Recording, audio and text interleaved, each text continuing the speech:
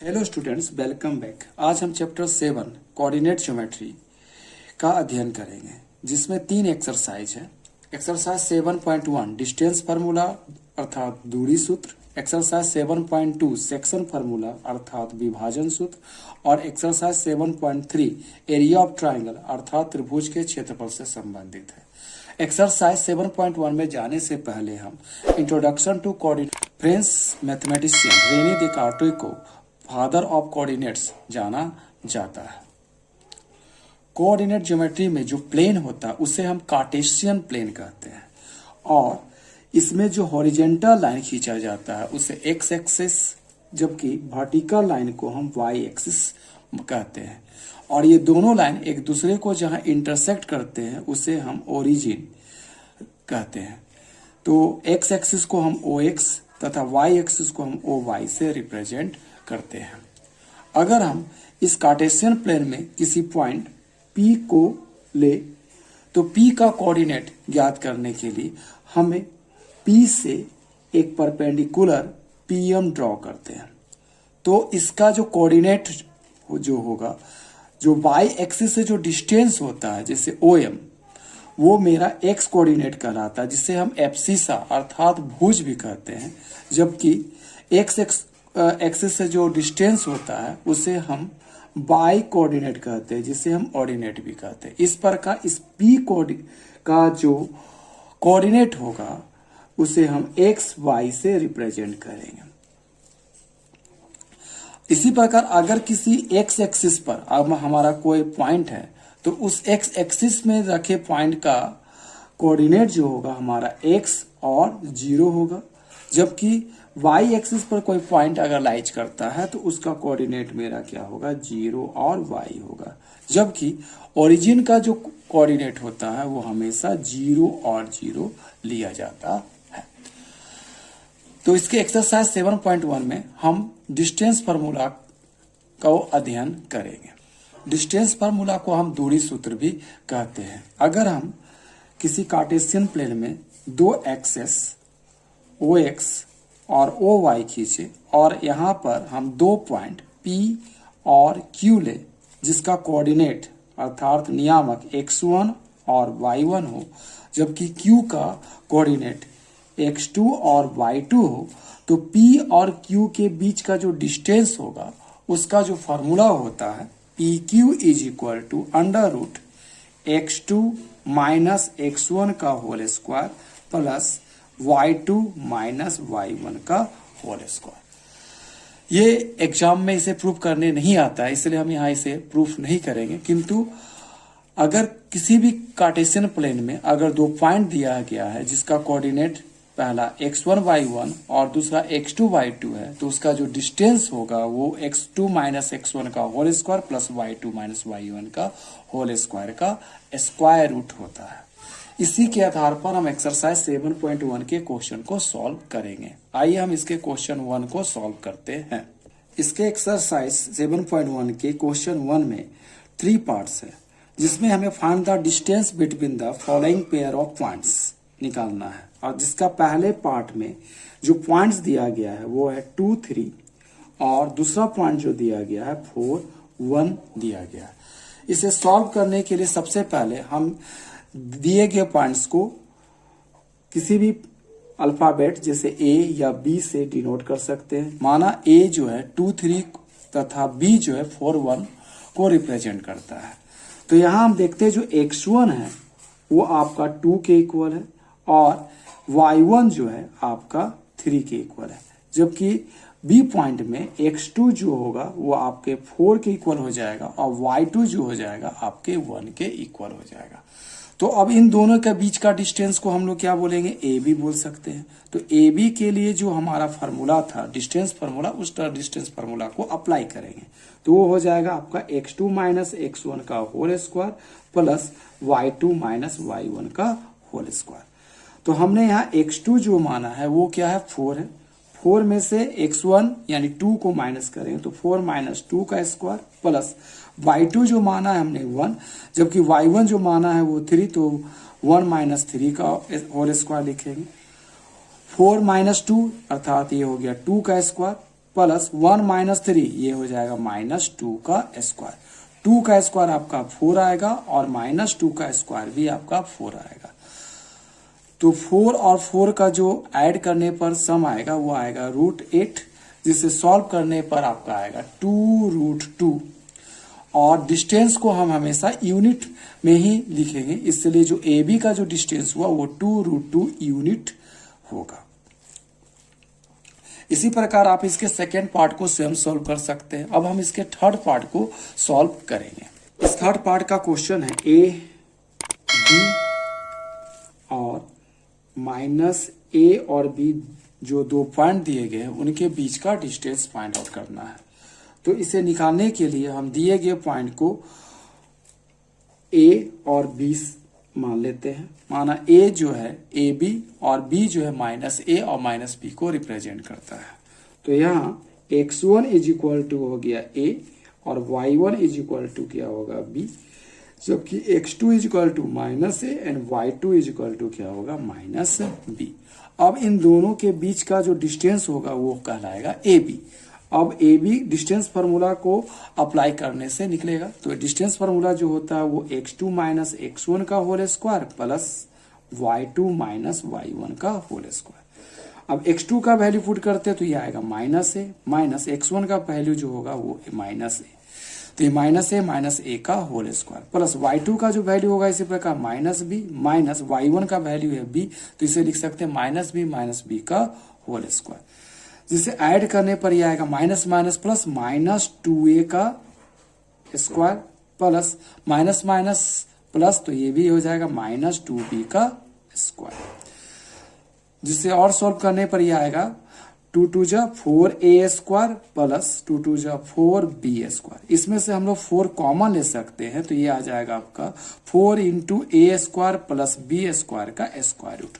4 का जो square root होता है वो होता है 2, जबकि a square plus b square का स्क्वायर रूट नहीं निकलेगा, तो इसको लिखेंगे √a square plus b square. अर्थात a और b का जो डिस्टेंस होगा वो होगा 2 into √a square plus b square unit.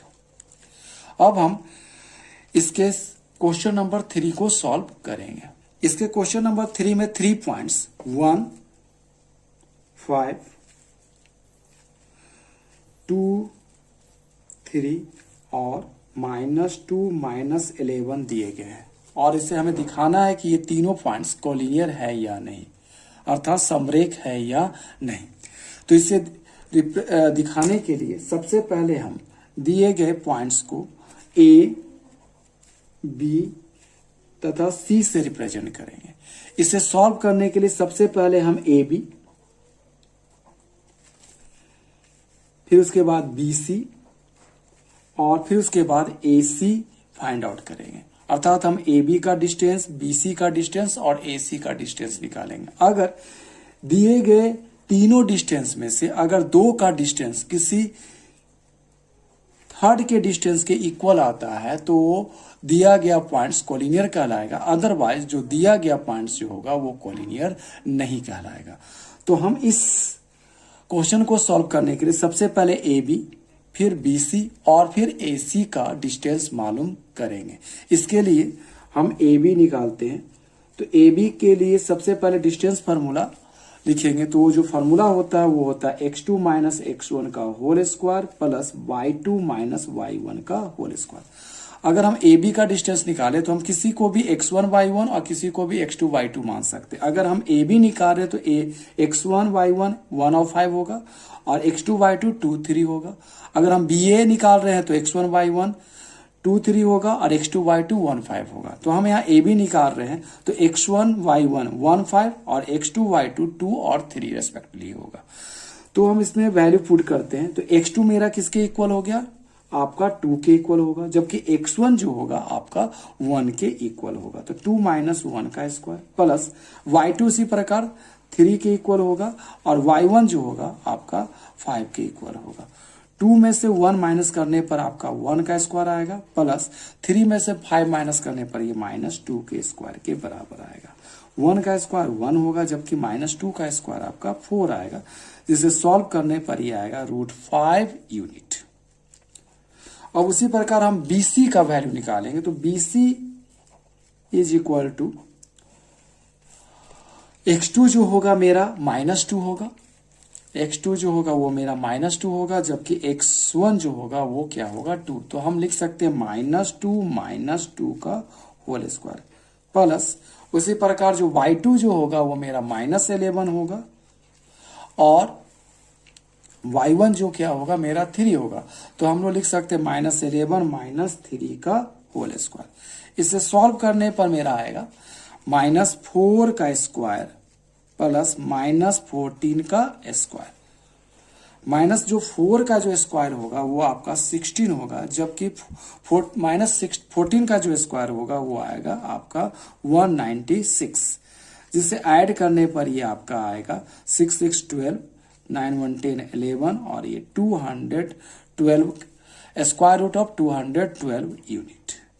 अब हम AC को फाइंड आउट करेंगे, जिसमें x1 जो होगा आपका 1 और y1 जो होगा 5 और x2 जो होगा आपका -2 और y2 जो होगा -11। तो हम AC निकालते हैं।